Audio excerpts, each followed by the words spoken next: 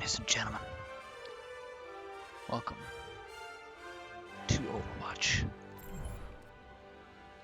Today, we're going to be talking about every hero in Overwatch, their background, their lore, and we're going to add a little bit of ASMR mixed to it.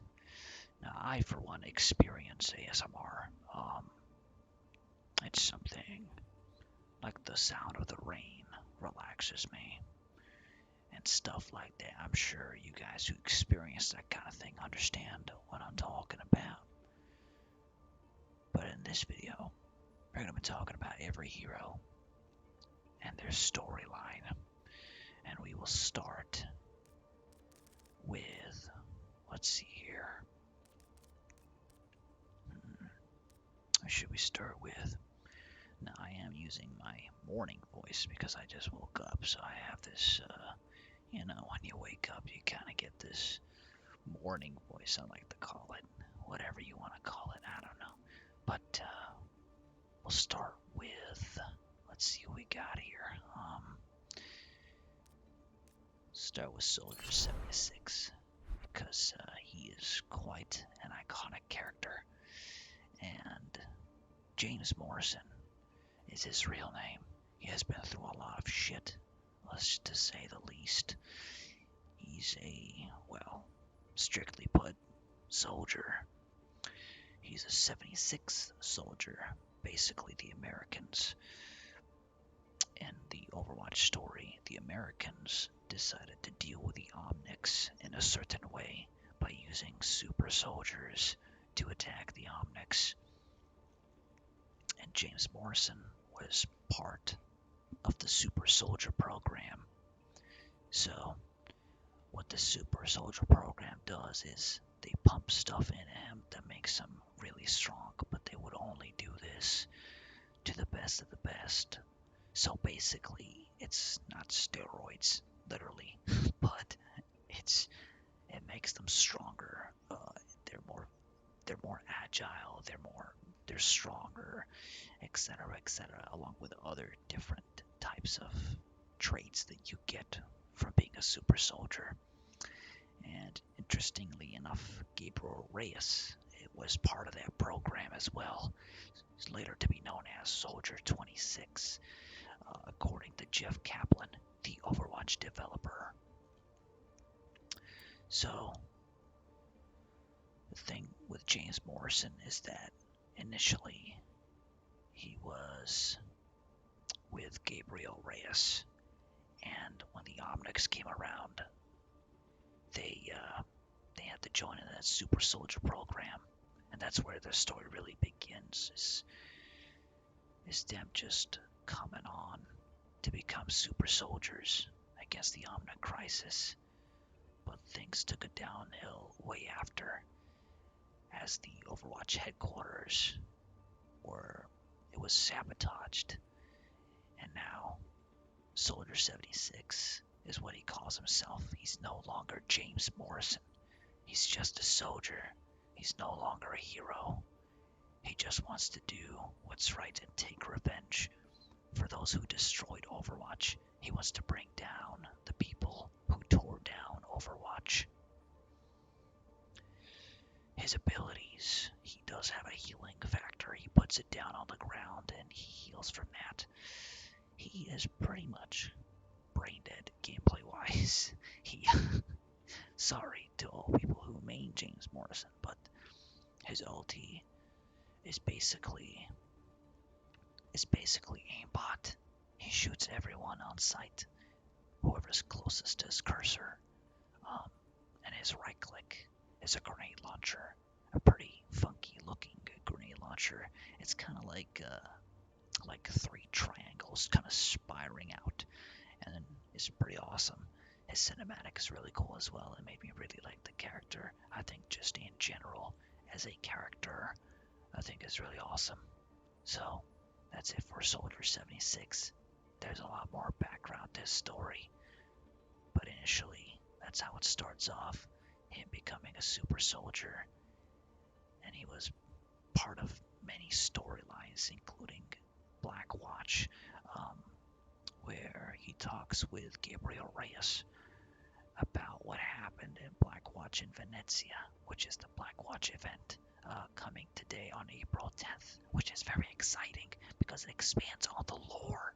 So I'm very excited for that, for sure. So Soldier 76 is the first guy we'll talk about. Now, the next person we'll talk about is my personal favorite hero. Not someone I play as much, but I really like him story-wise and gameplay-wise, is Genji. Genji is basically a cyborg ninja and has a very, very deep story. He starts off as a Shimada. He's part of the Shimada clan, and he turns into the cyborg as a way to heal himself from the injury that he suffered from Hanzo.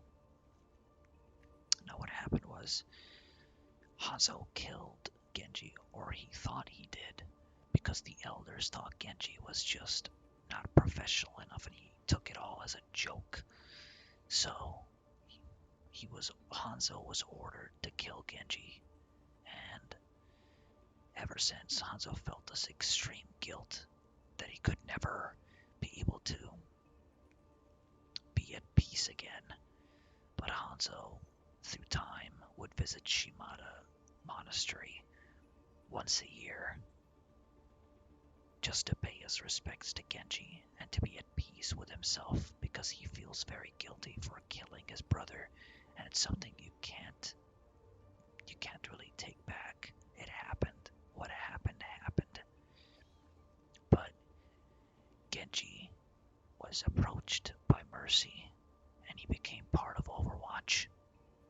Later on, he became part of Blackwatch, which is the Spec Ops group where Gabriel Reyes was in, and Moira, as well as another character that I can't seem to recall here, but McCree, that's him, yes. McCree was basically the student of Reyes in a sense, but that's the story of Genji. Eventually he visited Nepal, where Zenyatta was at, and Zenyatta helped him become at peace with his body. Being half machine, half human really messed up Genji. He didn't really feel happy with himself. He felt miserable, and Zenyatta helped him see peace. He's half machine and half human, and Zenyatta told him that you may be both machine and human, but you do have a human heart. Let that strive you forward. And eventually, he was able to be at peace with himself. He once rejected this cyborg body, but he has now accepted who he is. Later on, he met Hanzo, and that's where they had a little fight, which is the cinematic for Hanzo and Genji.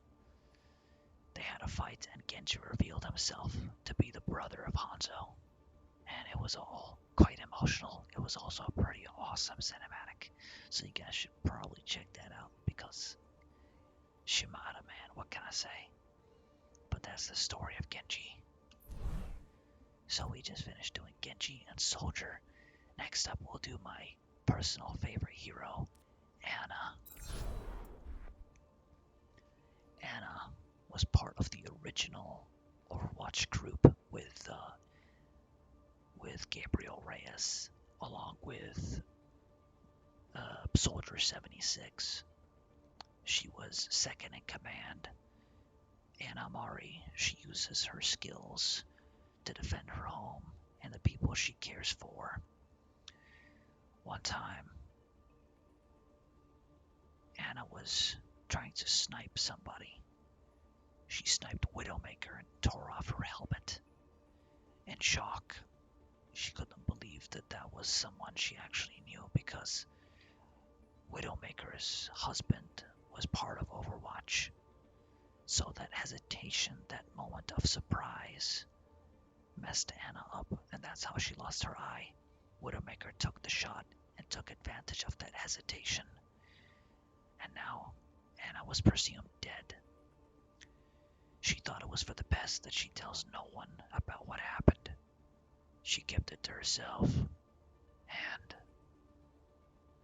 eventually she revealed that she was alive, but way when she became way older. And it's a sad story, because at the same time she's trying to stop her daughter from becoming, from joining in with this life of being a soldier. But eventually Pharah, that's her daughter Pharah, eventually took upon being a soldier. This is not the kind of life Anna wanted for her daughter, but Pharah was surrounded by heroes as a child, and she wanted to be a hero, to stand for good, to be part of Overwatch. And then that's where it all happened. So that's the story of Anna. Her abilities: she has an amazing sleep, which is very hard to land, but it's my personal favorite ability because, goddamn, it sleeps them for like 6 seconds. If you time it just right, at the last second of the sleep, you can shoot grenade, shoot punch, and it pretty much kills any 200 HP enemy. This includes Sombra and everyone else in the offense tree except for Doomfist and Reaper, because they have 250 HP. The other heroes have 200 HP, which basically means you can one-shot them if you land asleep. Tracer being a very common, easy kill if you land sleep. You just sleep her, wait till the last second, and then shoot. Grenade, punch. You don't even have to shoot twice against someone like Tracer. Anna's grenade heals everyone for 65 health, and as well as deal damage for 65. It also has an anti-heal. It's basically Grievous Wounds from League of Legends.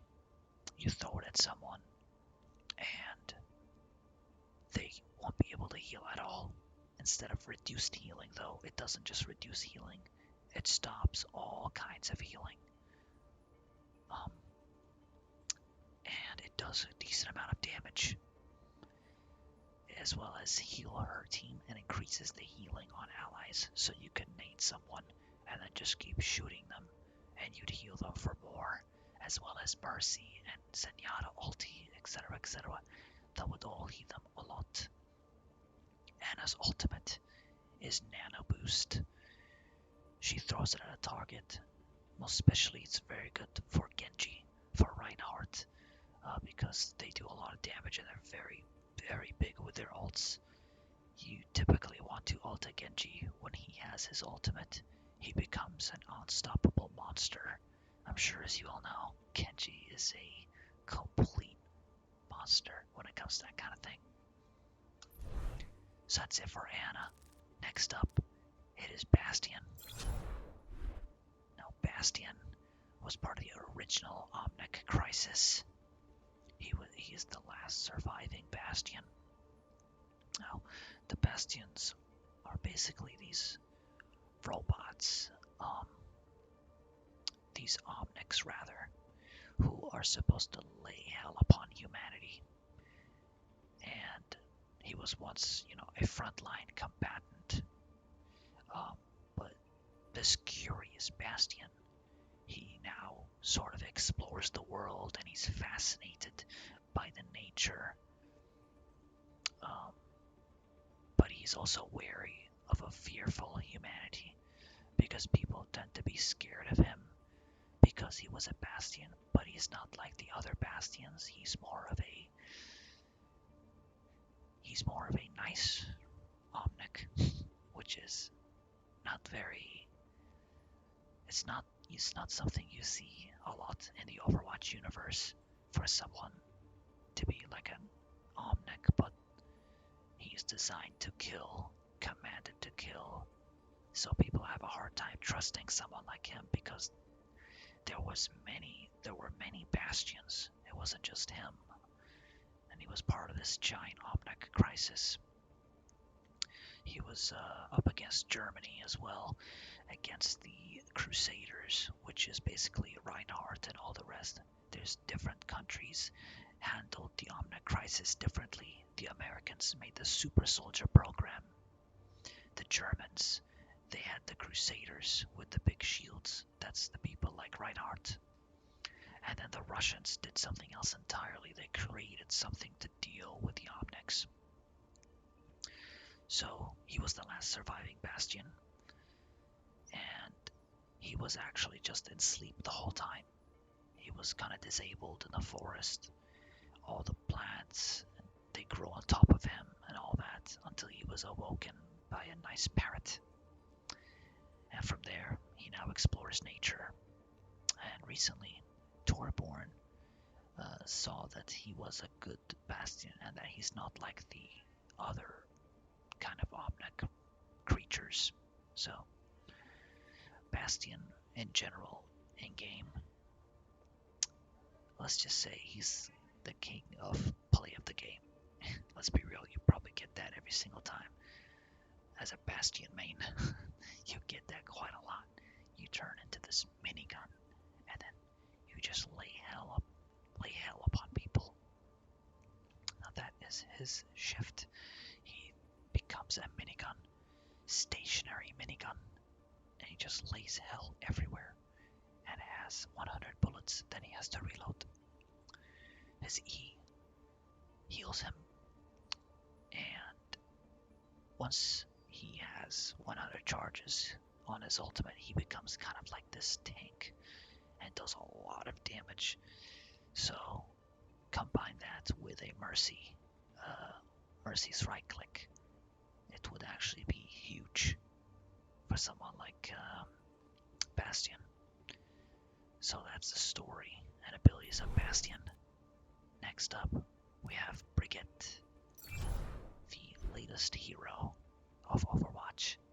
Now Brigitte, she was actually the squire of Reinhardt, and she is also the daughter of Torbjorn.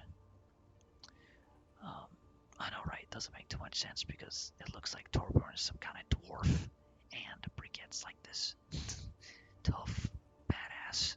It's kind of different, but you get what I mean.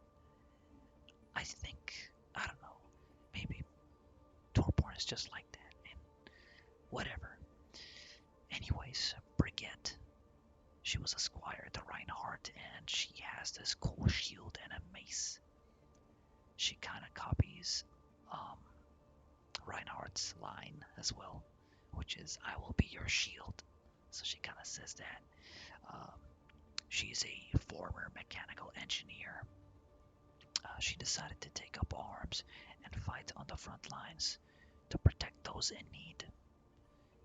And she also talked to Reinhardt about him going for the Overwatch recall. If you guys remember the Winston cinematic, Winston pressed yes on the Overwatch recall, which means he now brings all the Overwatch agents back, even though the Overwatch agents, they are not allowed to take action. Any Overwatch actions are deemed illegal. But Winston thinks it's the right thing because the world is truly going into shit and something needs to happen. So Reinhardt discussed this with Brigitte. Brigitte saying that you don't have to go back to Overwatch. And eventually Reinhardt says that he must answer. Brigitte's right click is actually one of the best abilities. It lasts 3 seconds. It's like a shield bash. So basically you put the shield up and then you left click, and it's like, you like stun them, and then you can auto attack them after and then Q them. Her Q is basically like a pushback. Oh, look at that. Someone in the general chat's asking, when is the time for the event? So I'm going to actually answer it very quickly here.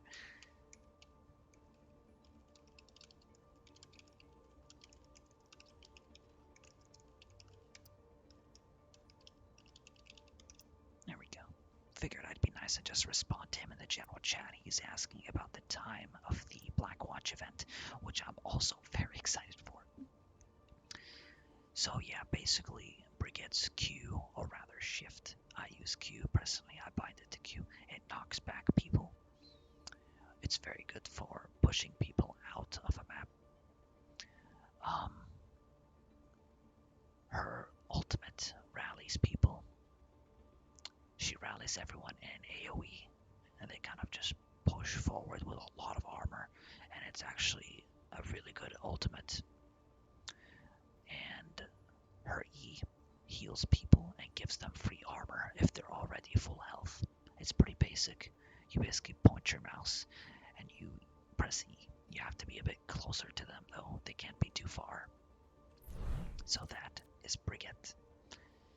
Next up we have D.Va.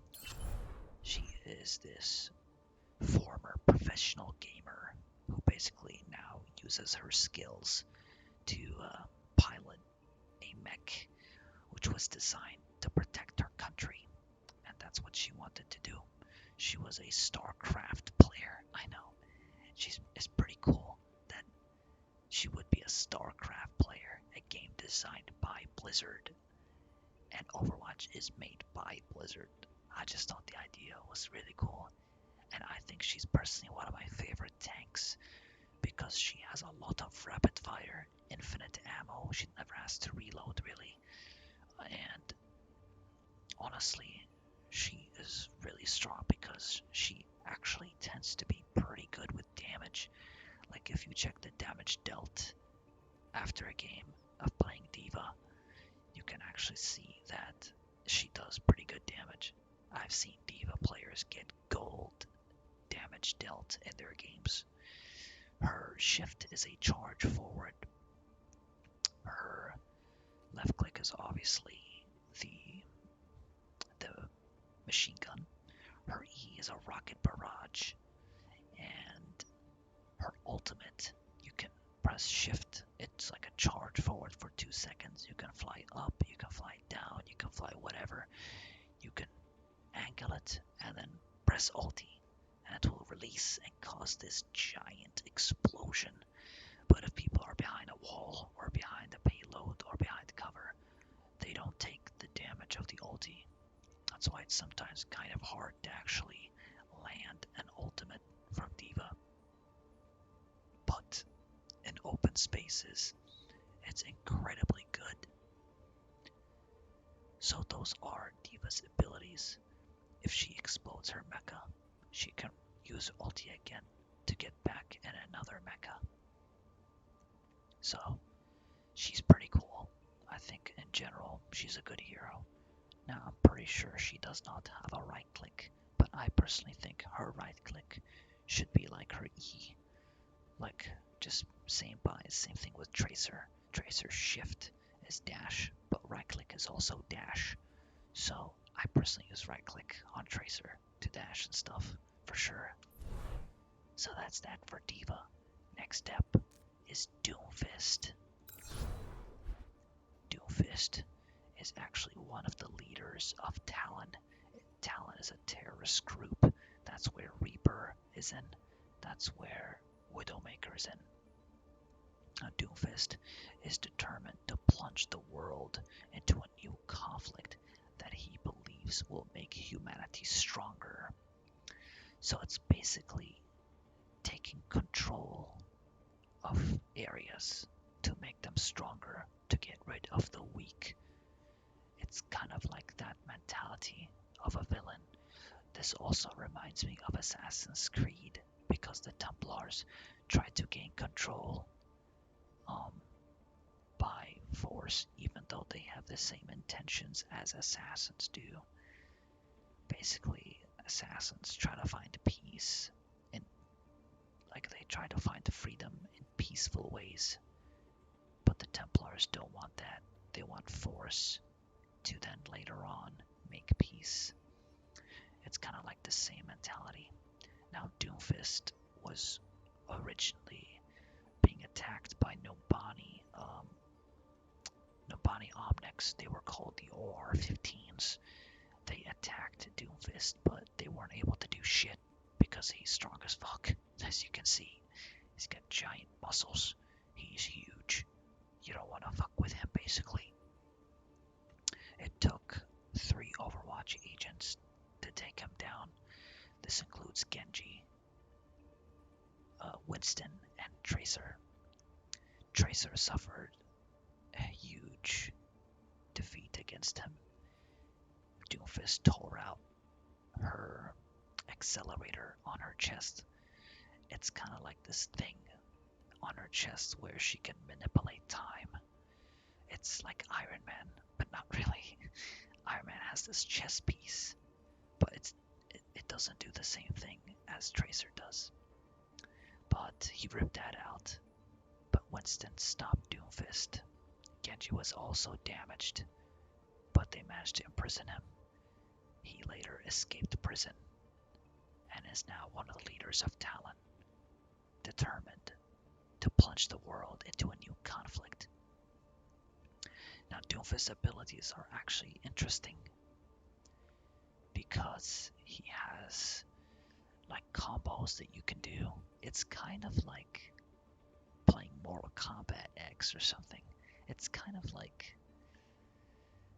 you have to press, for example, square, triangle, square, or something, but not really. It's kind of that mentality. That's what Overwatch developers said about this character. He has an uppercut where he punches people upwards into the sky. Then he can forward punch, and that deals so much damage. I mean, he has the Doomfist gauntlet in his hands, for crying out loud. That thing hurts. So if you're a Reaper walking by, he literally one-shots you with his forward punch at full charge. It's basically a Vaviee Q from League of Legends, except far more deadly. If he slams you against the wall with his charge punch, you're fucking dead. You're dead as fuck. One of his other abilities is he kind of leaps and kind of like breaks the floor in a sense, like, and it hurts. It hurts quite a bit as well. And his ultimate is Meteor Strike. He launches himself into the air and he can choose where to go. And a giant AoE on the ground he slams in, and it creates quite a decent amount of damage. His passive, he gets a shield. Dealing damage with abilities. He creates a temporary personal shield. The more, basically, the more damage he does, the more shield he gets. That's it for Doomfist. Next up is Hanzo, the brother of Genji. Now, the brother of Genji, of course, as we mentioned earlier, he's the one that killed Genji because the elders of Shimada told him that Genji was just not right. Hanzo Shimada, he strives to prove himself as a warrior with honor. He masters his skills as a bowman and as an assassin. And he also parkours, just like Genji, except he can't double jump because he's not cool enough. But Genji was his younger brother. And obviously Hanzo's father, their father, told them that the elder brother has to become the next person who takes control of Shimada. Genji didn't take it seriously. The elders didn't like it, and then he killed him. Now, Hanzo is getting a rework, so his abilities are going to be different, but his E is basically this one arrow that splits up into many arrows on impact. His shift is the dragon's eye. He can see through walls with the arrow wherever he shoots it.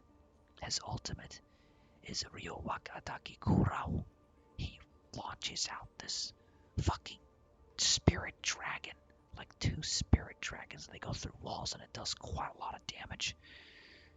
Some people tend to avoid it, but it does a lot of damage, and it's very good with like a Zarya ultimate because they can't move and they just take all the damage.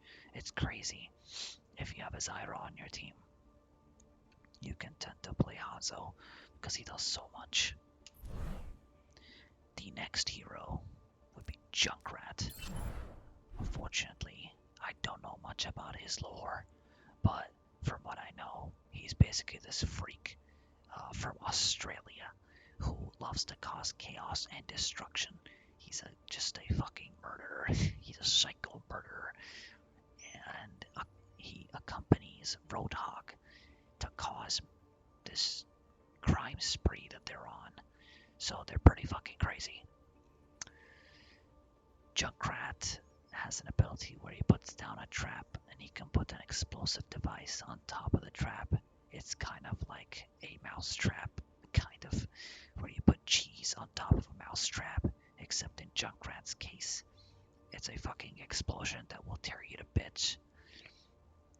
You can put the explosion wherever you want.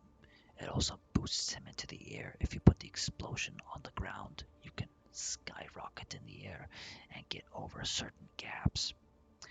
If you're a Junkrat and you're up against a Pharah, I feel really bad for you because Junkrat is well known for not being very good against dealing with high altitude heroes because he just can't do shit against Pharah. So you definitely need something like Soldier 76 or McCree in your team to deal with a Pharah.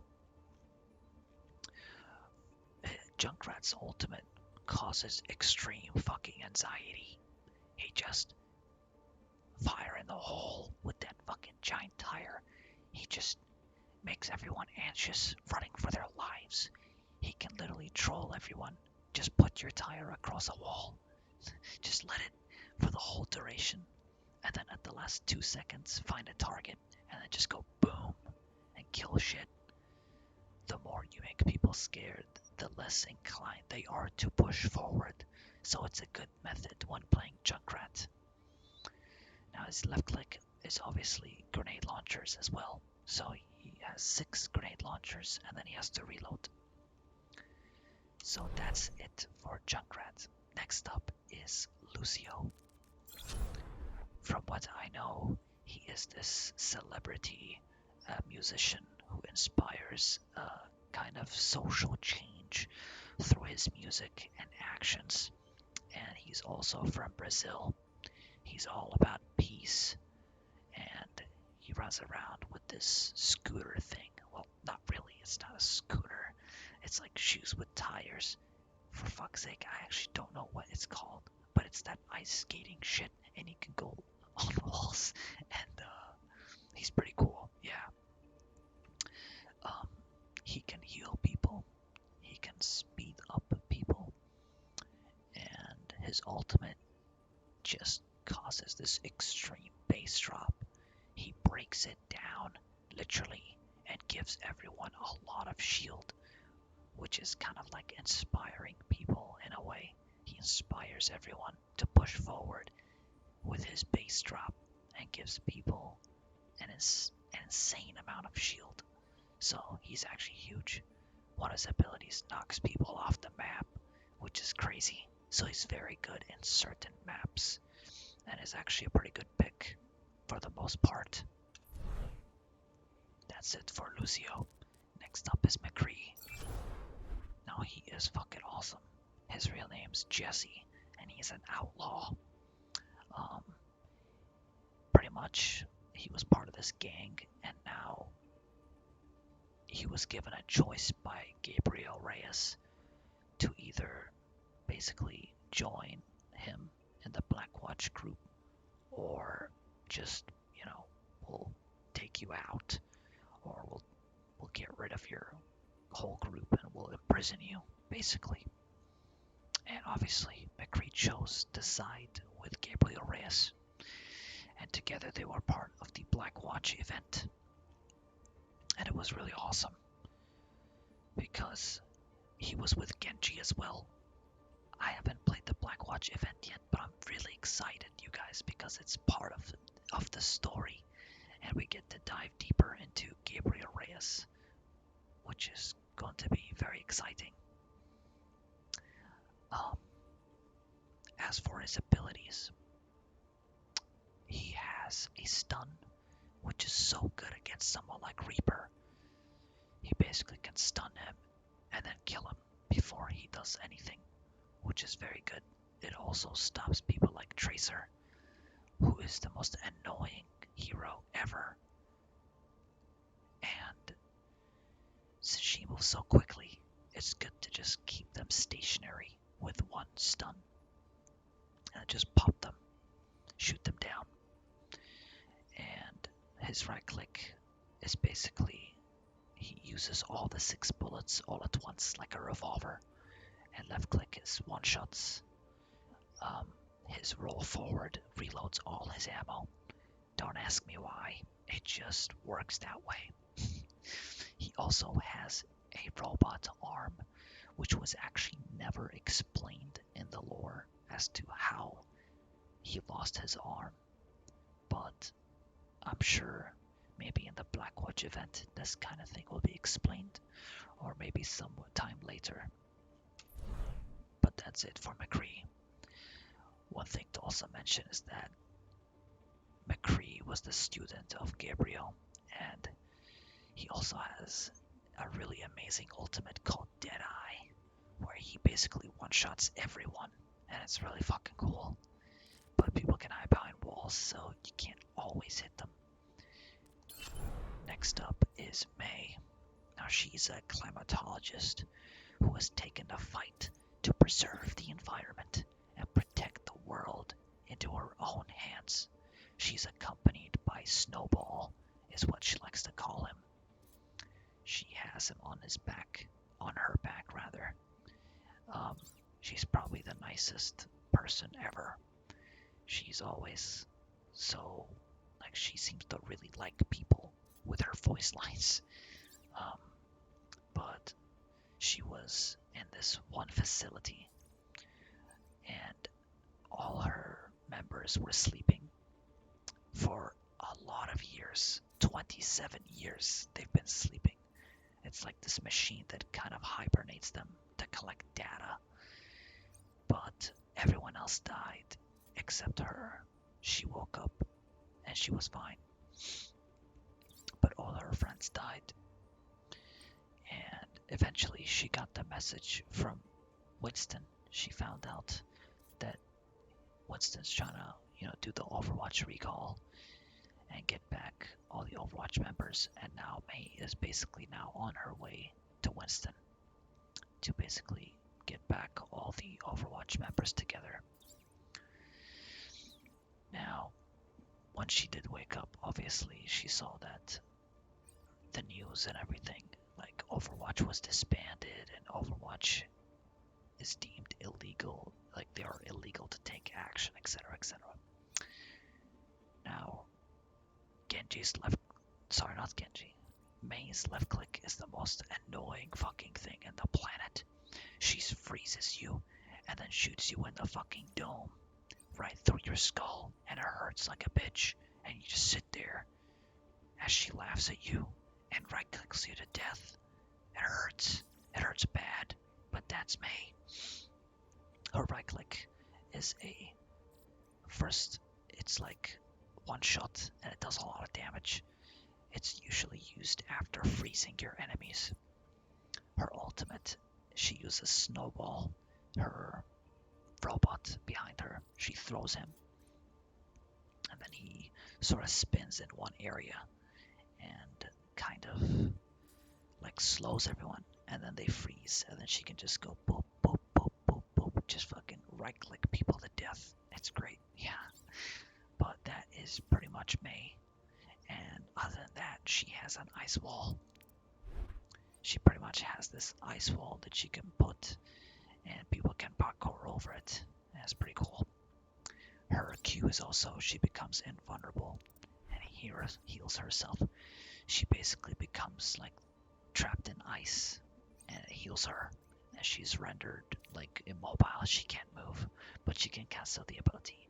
It's like a Zonya from League of Legends, except not really. So that's pretty much it for Mei. Next up, we got Mercy. Now, Mercy is this guardian angel. She comes under people's care. She tends to be a healer and a scientist. And she kind of supports this whole peace thing.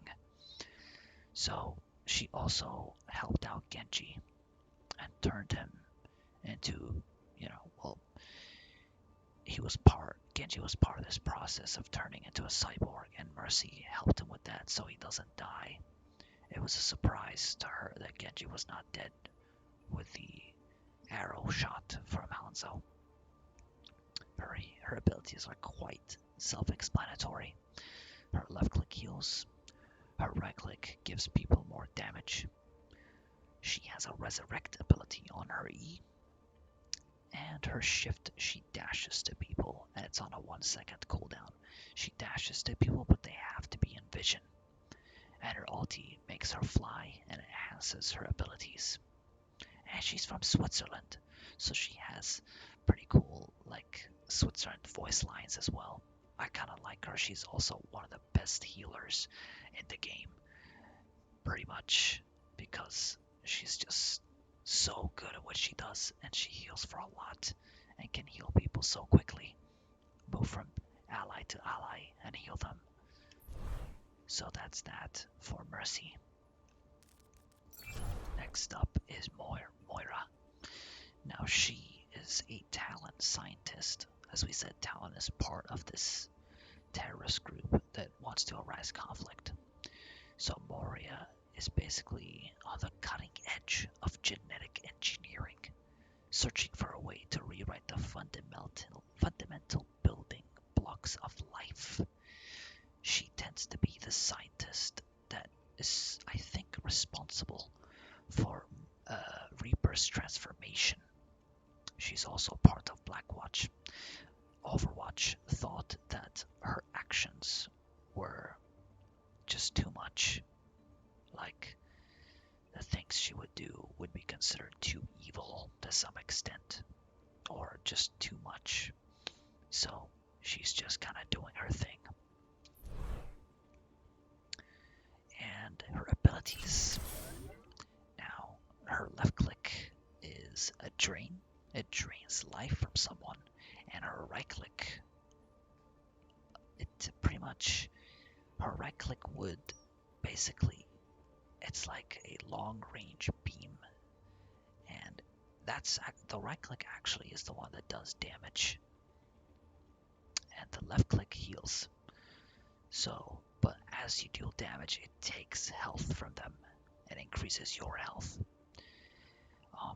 Her E is basically this orb that kind of flows forward, and she can change it into heal or damage, and it just kind of like bounces around, like literally bouncing around, like one of those Atari games. They just bounce around, and it heals people.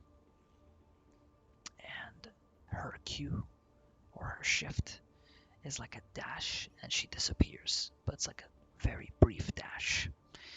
And her ulti, I don't know what's the sound of her ulti, but it's like hail to the something, I don't know, but it causes this insane fucking beam, and it heals and damages everyone, and it's actually really strong. So that's it for Moira. Next up, we have Orisa. Now this hero was actually built from parts by a child. She was basically, nobody designed these OR-15s. That's the Omnics I was talking about that tried to deal with Doomfist and Nobani.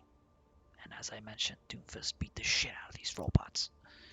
But one kid picked up all the scrap and made Orisa. And now Orisa is this kind of like friendly machine.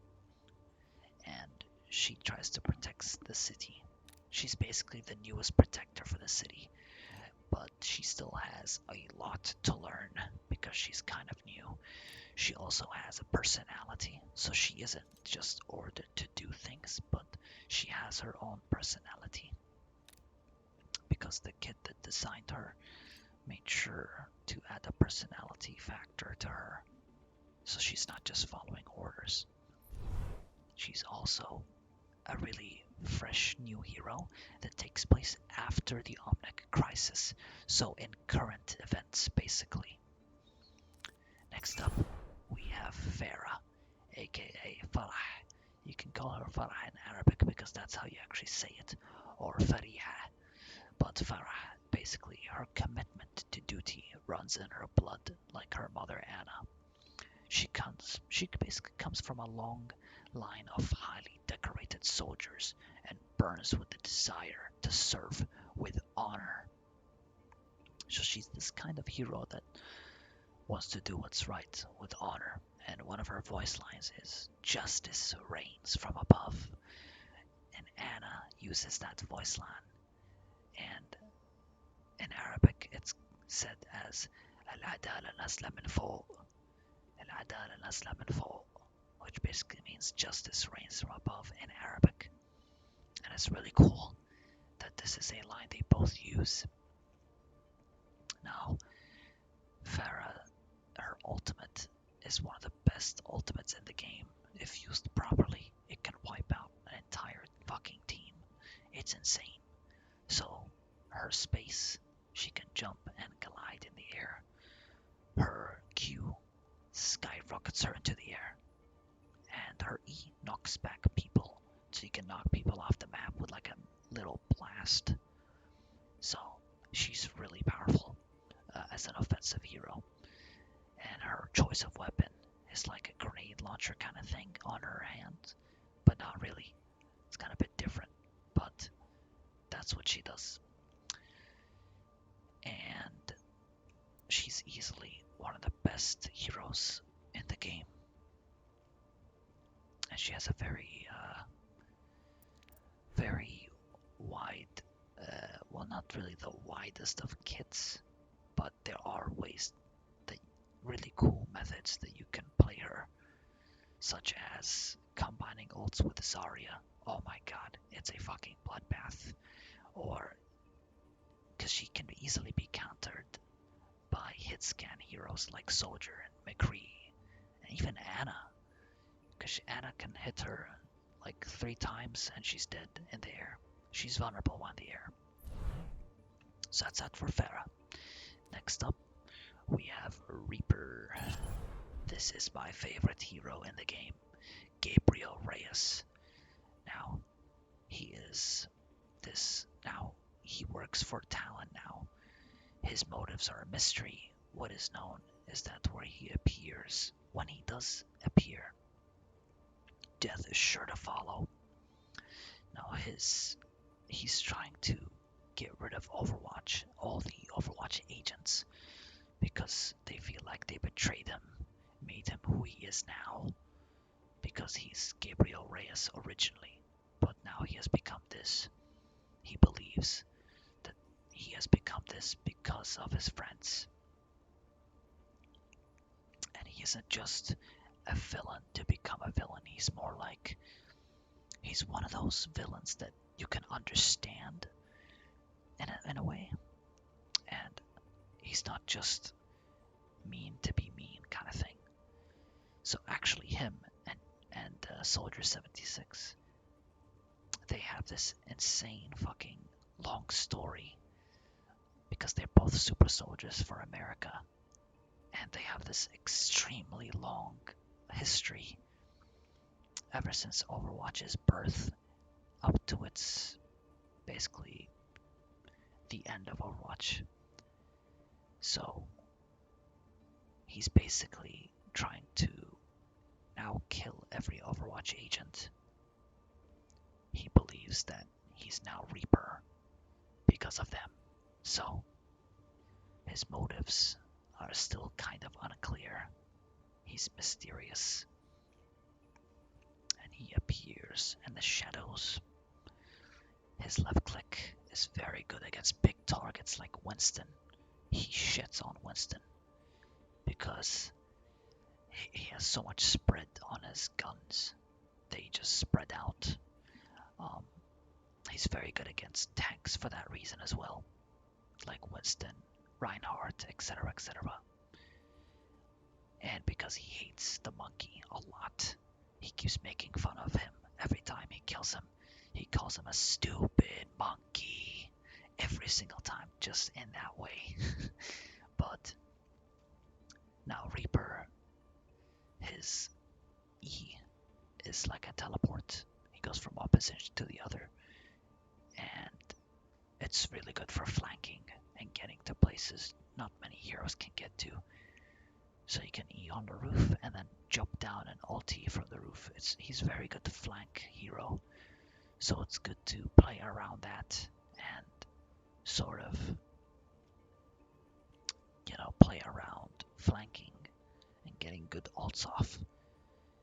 And I know I've seen a lot of terrible Reapers that just die for the stupidest reasons because they think there's some front line. But the nice thing about Reaper is that he's so good at killing the backline, and then he can escape it with his shift, which is his other ability, which turns him, he breaks himself up into extremely, he basically breaks himself up to become a ghost, and anyone that hits him, nothing happens to him. He's invulnerable during that state and can move around. So he's very good at that. That's pretty much it for Reaper. There's a lot more to his story, of course, but he is one of my favorite heroes in Overwatch because he has such a deep history with Soldier 76, and I think they're the biggest badasses of Overwatch, hands down, because they're just really awesome together. And it's very exciting to see what happens in Blackwatch, to see what exactly broke these two amazing characters apart. Next up, we have Reinhardt. He is this German giant fucking crusader. He's one of the crusaders for fighting against the Omnics. He's a champion he's basically a champion of old age. He's really old, but he is still badass. He lives by the knightly code of valor, justice, and courage. He loves to beat the shit out of baddies. He was very aggressive as a young person, and he learned from that because his friend died in the most horrendous way.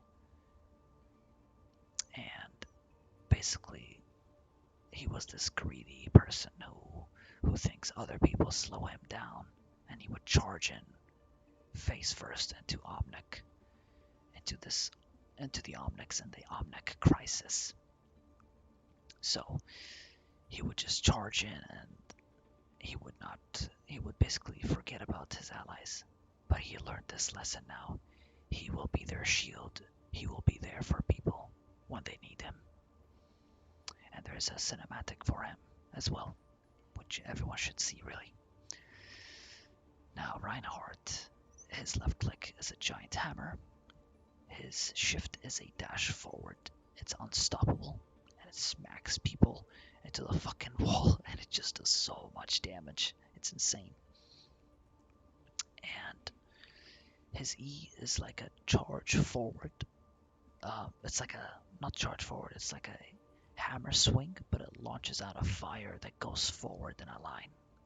His ultimate is hammer down, and he smacks the shit out of the ground. Everyone gets knocked out, and then he can do whatever he wants with them. So that's pretty much it for Reinhardt. Now we have Roadhog. He is a ruthless killer with a well-earned reputation for cruelty and destruction. And he is on a crime spree with Junkrat, basically, in Australia. Now his shift is his hook, infamous hook. He launches it out, pulls people in and then shotguns them in the face. His left click is very good for close range. His right click is good for medium range. So he can switch in between depending on the range. His weapon is like a shotgun. It has 5 bullets, but it's really good in close range. After pulling them and then shotgunning them in the face, it hurts. His E. Now his E is basically this healing thing. He basically takes a breather, he breathes it in, and it heals him for a lot. It's also very good with Anna's grenade because it gives him more healing. So that's pretty much it for Roadhog.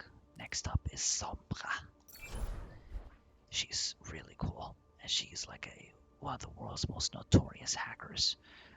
She uses information to manipulate those in power, like she did with the Russian in the cinematic for Reaper, Widowmaker, and Sombra.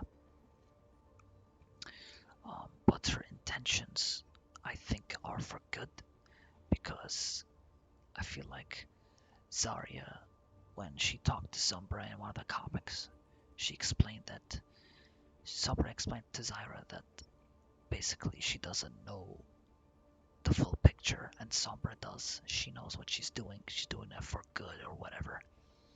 But we don't know for sure. I mean, I'm not sure. But she's really one of those heroes that are very hard to catch. She starts out as a hacker. She eventually got caught.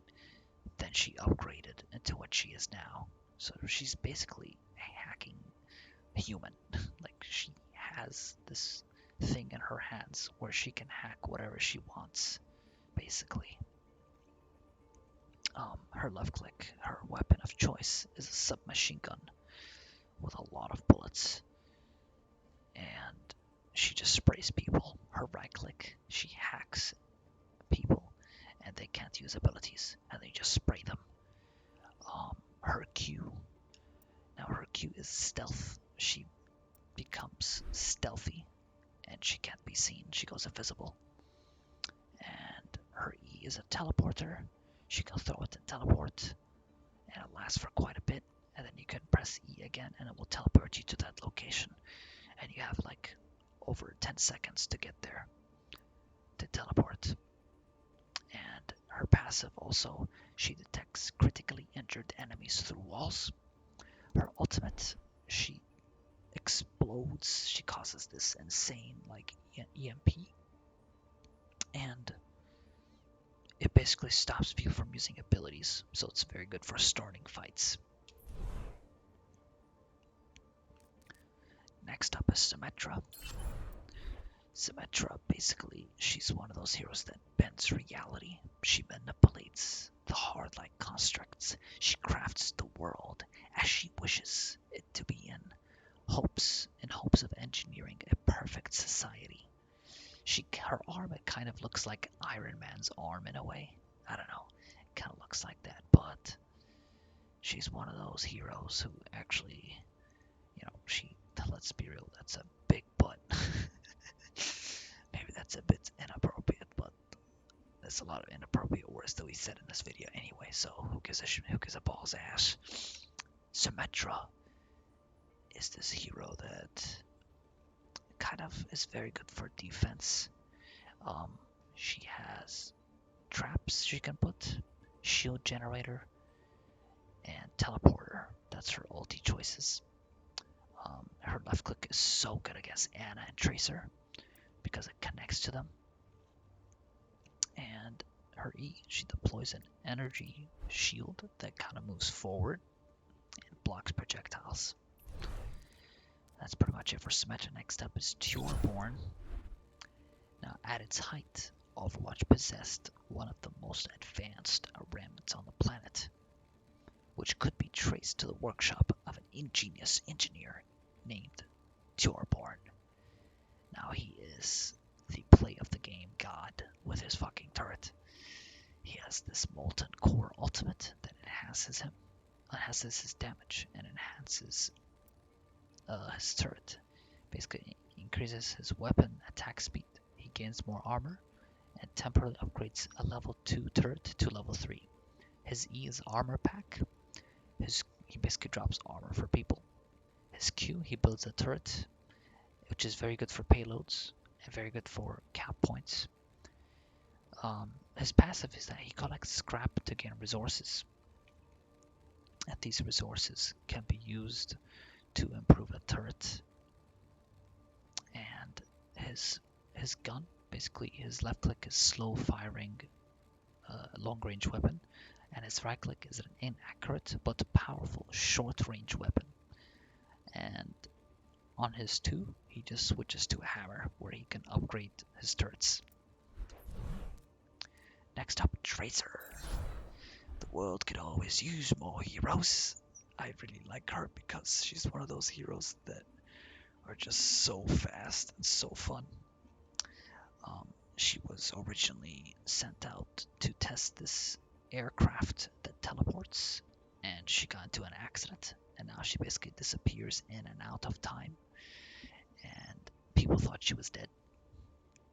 But Winston built this arc reactor, or I don't know what you call it, on her chest, and it basically helps her manipulate time, and now she became an Overwatch agent because she can slow back time and go back in time rather, and she can move really fast.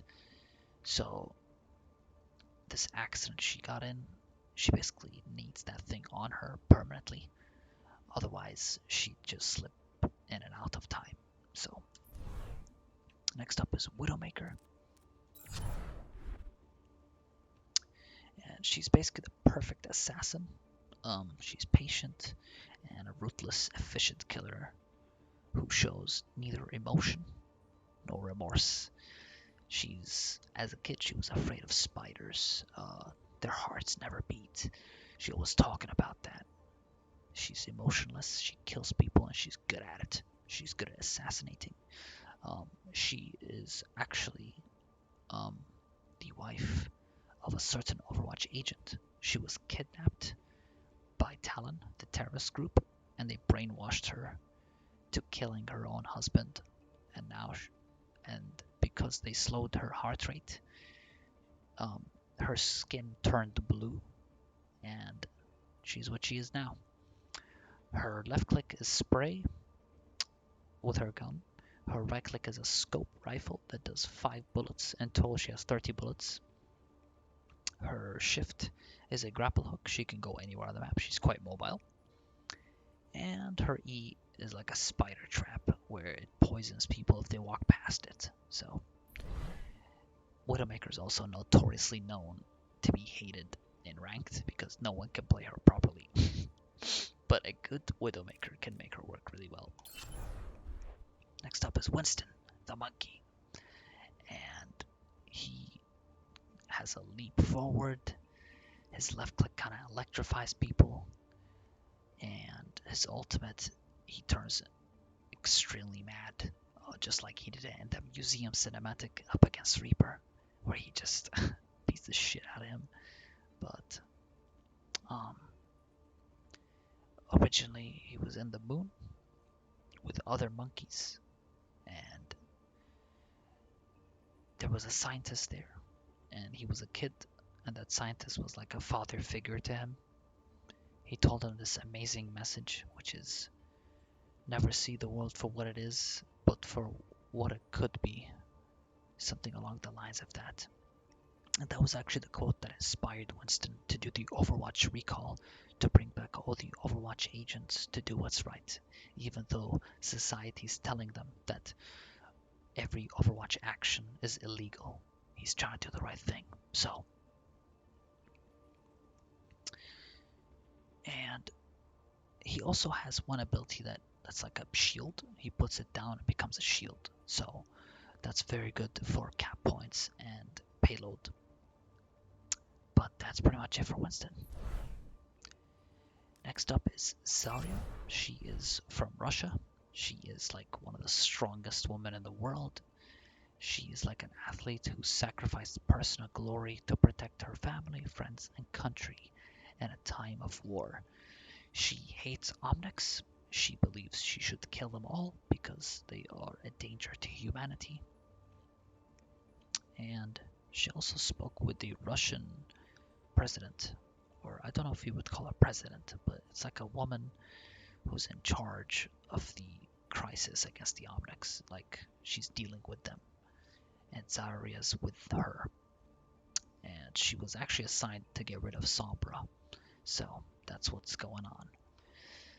Her left click is a beam. It's like a straight line that does damage. Her ulti is one of the best ultis in my opinion. It launches a gravity well. It pulls people into it. Her right click is an energy grenade launcher. It has like 100 bullets, so it's like right click does like 25 bullets. Her Q creates a damage barrier around you. Her E is a projected barrier. It creates a damage barrier around an ally. And her passive, basically any damage she blocks from her Q, it becomes, it increases your left click damage. So that's it for Zarya. Next up is Zenyatta. Zenyatta was the person responsible to let Genji be at peace with himself and his machine body. He's an Omnic monk. He kind of wanders the world in search of spiritual enlightenment. Basically, it is said that those who cross his path are never the same again. So he's kind of like this inspiration to Genji, and that's how Genji became at peace with his machine self now. He basically, if you're a human or an Omnic, he has a human heart.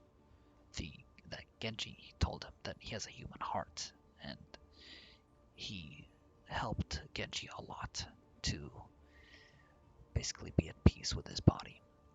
Now Genji's abilities. His left click is an energy projectile weapon using his balls.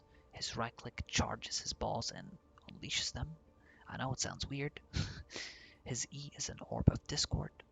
It launches it on an enemy, increases the damage they take. And his Q is an orb of harmony, which launches an orb at an ally to heal them. And his ultimate is transcendence, where he embraces tranquility. He enters the state of invulnerability and heals people around him. And he's actually one of the best heroes to have as support. That is pretty much it. That's all the heroes.